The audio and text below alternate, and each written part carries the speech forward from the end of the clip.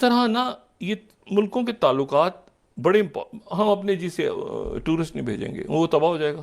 Tata group ने announce किया है कि वो लक्षद्वीप में इन्वेस्टमेंट करने जा रहे हैं 1,000 करोड़ की। India to build new airport at Minicoy islands in Lakshadweep. Special में आपका स्वागत है दोस्तों।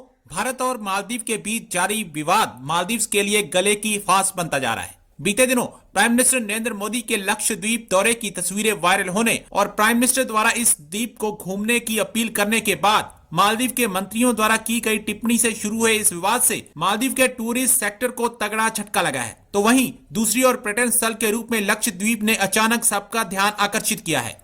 अब बड़ी बड़ी कंपनियों ने लक्षद्वीप के कायाकल्प की तैयारी भी कर ली है और इसमें सबसे आगे देश का पुराना कारोबारी घराना टाटा ग्रुप नजर आ रहा है, जिसने इस टूरिस्ट डेस्टिनेशन के लिए प्लान 2026 तैयार कर लिया है। इसका अंदाजा इस बात से लगाया जा सकता है कि tour and travel company make my trip की ओर से शेयर की गई इंस्टाग्राम पोस्ट के मुताबिक लक्षद्वीप में प्रधानमंत्री मोदी के विजिट के बाद उसके प्लेटफॉर्म पर इस लोकेशन और यहाँ के टूरिस्ट स्पॉट की सर्च में 3400% का इजाफा देखने को मिला है। अब लक्षद्वीप टूरिस्ट स्पॉट चार्ट में लाइमलाइट में आ चुका है। जो उनकी 1/3 यानी कि 28% जो उनकी इकोनॉमी में कंट्रीब्यूशन है वो टूरिज्म की वजह से है, और उसमें भारत जो है वो one of the top countries जो कंट्रीब्यूट करता है मालदीव की जो टूरिज्म इंडस्ट्री है। यानी कि 2023 में भी अगर आप देखेंगे 2 लाख से जायद जो भारतीय शहरी हैं उन्होंने सेहत की गर्ज से मालदीव का जो है वो विजिट किया।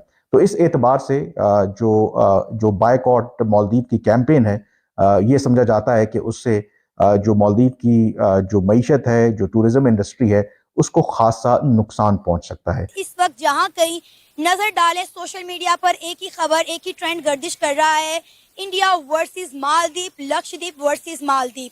मालदीव और लक्षद्वीप को लेकर बहुत सारी खबरें जो हैं वो सामने आ रही, समझ नहीं आ रहा कि किस खबर को कवर करमल है, इनकी क्या राय है। अस्सलाम वालेकुम। वालेकुम अस्सलाम। सर, सबसे पहले बहुत शुक्रिया कि आपने अपना कीमती वक्त निकाला हमारे इस प्रोग्राम में अपनी कीमती राय का इजहार करने के लिए। सर, ये जो इस वक्त जंग छिड़ी हुई है मालदीव वर्सेस इंडिया, क्या कहेंगे आप इस जंग को लेकर? क्या मालदीव इस कंडीशन में है कि इंडिया के साथ इस जंग को जो है वो बर्दाश्त कर सके? बहुत शुक्रिया, आपने हमें मदऊ किया इस प्रोग्राम में। देखिए जी, मालदीव की बात करें तो मालदीव कोई बहुत बड़ा मुल्क नहीं है। ये तो एक जजीरा है, चारों तरफ पानी, बीच में छोटा सा एरिया है। लेकिन वहां के सदर जो 1 साल पहले हुए इलेक्शन में जीते थे, मुइज़ून का नाम है, मोहम्मद मुइज़ून का नाम है, जीतने के बाद लोगों में अपना नाम तो रोशन कर गए, लेकिन हकीकत इसके बरक्स है। अब इसको समझने के लिए माजी में जाना पड़ेगा। 1988 के अंदर कू हुआ तो सबसे पहले हेल्प के लिए मालदीव कौन पहुंचा? इंडिया पहुंचा। इसी तरह 2004 के अंदर सुनामी में मालदीव तबाह हो चुका था, बर्बाद हो चुका था, सबसे पहले कौन पहुंचा? इंडिया पहुंच गया। इसी तरह 2014 के अंदर आग लगने से पानी की किल्लत वहां पे आ गई, वाटर स्कार्सिटी आ गई, तो सबसे पहले वहां कौन पहुंचा? इंडिया पहुंचा। इसी तरह 12 घंटे के अंदर million of tons of water उन्होंने मालदीव में पहुंचा दिया। अगर माजी देखा जाए तो आपका हमेशा सबसे करीबी 600 किलोमीटर भी नहीं है मालदीव इंडिया के दरमियान एरिया, तो वहां पे सबसे पहले आपकी हेल्प को कौन पहुंचा? इंडिया पहुंचा। तो आप उसी दोस्त के साथ आप दुश्मनी निभा रहे हैं।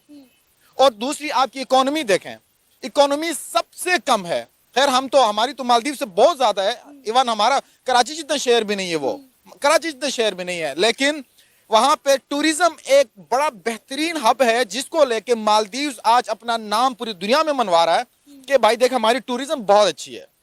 लेकिन अब ये भी देखें कि 2023 के अंदर मालदीव ने सिर्फ और सिर्फ टूरिज्म को लेके $500 मिलियन कमाए थे। और आपको पता है कि मालदीव को सबसे ज्यादा टूरिज्म कौन देता है? इंडिया। हर साल 3 लाख से ज्यादा इंडियंस जो हैं वो मालदीव जा। तो आपको क्या लगता है, अब इतना बड़ा ग्रुप इन्वेस्टमेंट करने जा रहा है लक्षद्वीप में, तो लक्षद्वीप का फ्यूचर आप क्या देख रहे हैं? देखें, एक मीम वायरल हुई थी जिसके अंदर अंबानी भगवान के सामने हैं, तो लिखा हुआ था कि भगवान जो चाहिए हमसे ले लें। तो अब मालदीव्स को चाहिए कि वो एक दफा अपने ताल्लुकात बेहतर करें, इसके उनके लिए बेहतर है। अगर टाटा ग्रुप और अंबानी चाहे ना तो उस जजीरे को खरीद लें। बिल्कुल उनमें इतनी सख्त है, उनमें इतनी हिम्मत है, उनके पास इतना पैसा है कि वो मालदीव को ही खरीद ले। यार 2 ग्रुप्स अगर आपको खरीद सकते हैं जो चांद पर जा चुके, कम से कम यार उनके नक्शे कदम पर तो चलो, आप दुश्मनी मोल ले बैठे हैं। अब जो है उन वुज़रा को भी मुअत्तल कर दिया गया है मालदीव्स की जानिब से। मसले को कूल डाउन करने की काफ़ी कोशिश की जा रही है, लेकिन जो इंडियंस हैं वो काफ़ी एंग्री हैं, वो काफ़ी एग्रेसिव है कि हमारे पीएम को जो है वो टारगेट क्यों किया गया। क्योंकि आपको पता है ये इंडियन एक ऐसी कौम है, जब भी इनके मुल्क के ऊपर या इनके पीएम के ऊपर बात आती है तो ये यकमुश्त हो जाते हैं, इनमें यूनिटी देखने को मिलती है। और अभी भी यही हो रहा है। लगातार आपको पता है कि मालदीव्स की जो फ्लाइट्स थी आने वाले कुछ महीनों की, वो तमाम सस्पेंड कर दी गई हैं। सोशल मीडिया पर ट्रेंड चल रहा है बायकॉट मालदीव्स। और देखिए कि मालदीव्स की इकोनॉमी को एक बहुत बड़ा धचका है।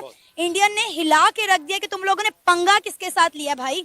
बिल्कुल, इसमें कोई दो राय नहीं है। रिसेंटली जब इंडिया के साथ इनके ताल्लुकात खराब हुए तो इनका एक वाटर रिजॉर्ट है जहां पे हर साल इंडिया से लोग वहां जाते हैं, विजिट करते हैं, और उसकी जो ओवरऑल मेंटेनेंस और सस्टेनेबिलिटी की जिम्मेदारी है वो मालदीव हुकूमत की है।